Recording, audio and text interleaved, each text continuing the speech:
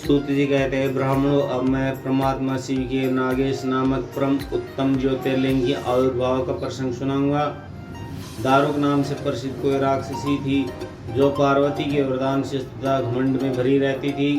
अत्यंत बलवान राक्षस दारुक उसका पति था। उसने बहुत से राक्षसों को साथ लेकर वहाँ सत्पुरुषों को संहार मचा रखा था। वह लोगों की अब और धर्म का नाश करता फिरता था। पश्चिम समुद्र तट पर उसका एक वन था जो संपूर्ण समृद्धियों से भरा रहता था। उस वन का विस्तार सब ओर से 16 योजन था। दारुक का अपने विलास के लिए जहाँ जाती थी वहीं भूमि, वृक्ष तथा अन्य सब उपकरणों से युक्त वह वन भी चला जाता था। देवी पार्वती ने उसे उस वन की देखरेख का भार दारुका को सौंप दिया था। दारुका अपने पति के साथ इच्छा अनुसार उसमें विचरण करती थी। राक्षस दारुक अपने पत्नी दारुका के साथ वहां रहकर सबको भय देता था। उससे पीड़ित हुए प्रजा ने महर्षि उर्वशी की शरण में जाकर उनको अपना दुख सुनाया।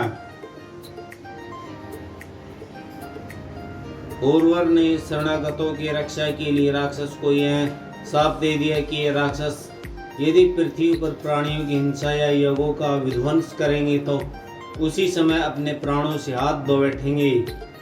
देवताओं ने जब यह बात सुनी तब उन्होंने दुराचारी राक्षस पर चढ़ाई कर दी। राक्षस घबराए, यदि वे लड़ाई में देवताओं मारे तो मुनि के शाप से स्वयं मर जाते, यदि नहीं मरते तो पराजित होकर भूखे मर जाते। उस अवस्था में राक्षसी दारुका ने कहा कि भवानी के वरदान से मैं इस सारे वन को जहाँ चाहूँ ले जा सकती हूँ। यूँ कहकर वह समस्त वन को ज्यों का त्यों ले जाकर समुद्र में जा बसी। राक्षस लोग पृथ्वी पर न रहकर जल में निर्भय रहने लगे और वहाँ प्राणियों को पीड़ा देने लगे। एक बार बहुत सी नावें उधर आ निकली जो मनुष्य से भरी हुई थी। राक्षसों ने उनमें बैठे हुए सब लोगों को पकड़ लिया और बेड़ियों से बांधकर कारागार में डाल दिया। वे उन्हें बारंबार धमकियां देने लगे। उनमें सुप्रिय नामक प्रसिद्ध एक वैश्य था जो उस दल का सरदार था। वह बड़ा सदाचारी, भस्म, रुद्रधारी तथा भगवान शिव का परम भक्त था। सुप्रियम शिव की पूजा किए बिना भोजन नहीं करता था। वह स्वयं तो शंकर का पूजन करता ही था। बहुत से अपने साथियों को उसने शिव की पूजा सिखा दी थी। फिर सब लोग नमः शिवाय मंत्र का जप और शंकर का ध्यान करने लगे। सुप्रिय को भगवान शिव का दर्शन भी होता था। दारुक राक्षस को जब इस बात का पता लगा तब उसने आकर सुप्रिय को धमकाया। उसके साथी राक्षस सुप्रिय को मारने दौड़े। उन राक्षसों को आया देख सुप्रिय के नेत्र भय से कतार हो गए। वह बड़े प्रेम से शिव का चिंतन और उनको नामों का जप करने लगा।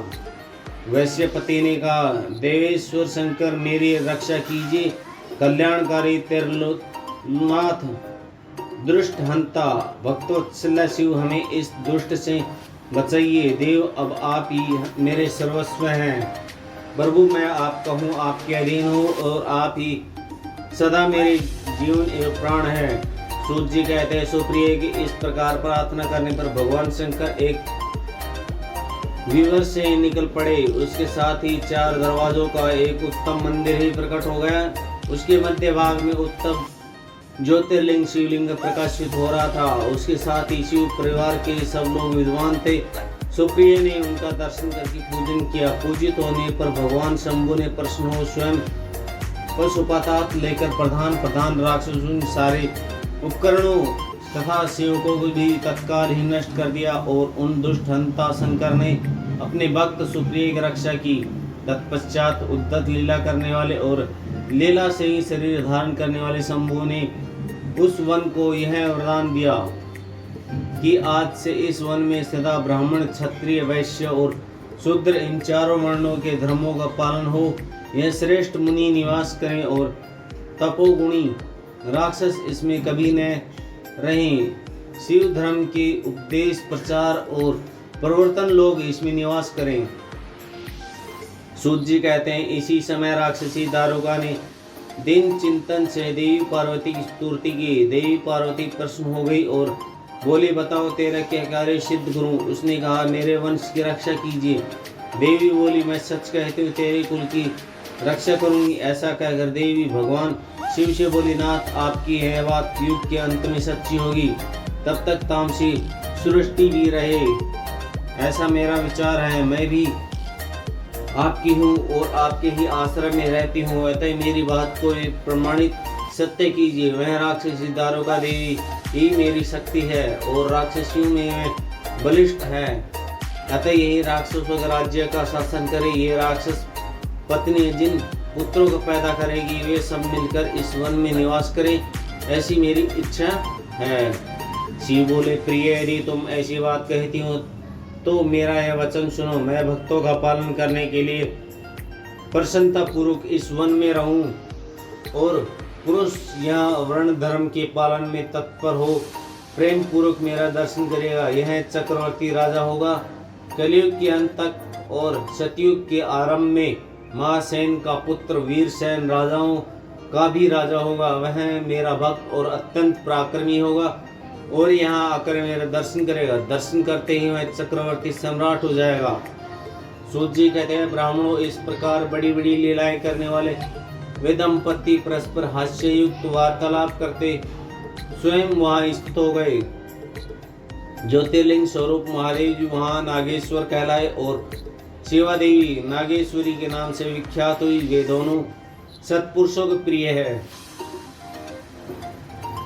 इस प्रकार ज्योतिर्लिंग के स्वामी नागेश्वर नाम महादेव जी ज्योतिर्लिंग के रूप में प्रकट हुए। वे तीनों लोगों की संपूर्ण कामनाओं को सदा पूर्ण करने वाले हैं। जो प्रतिदिन आदर पूर्वक नागेश्वर के प्रादुर्भाव का यह प्रसंग सुनता है, वह बुद्धिमान मानव महापातकों का नाश करने वाला संपूर्ण मनोरथों को प्राप्त कर लेता है।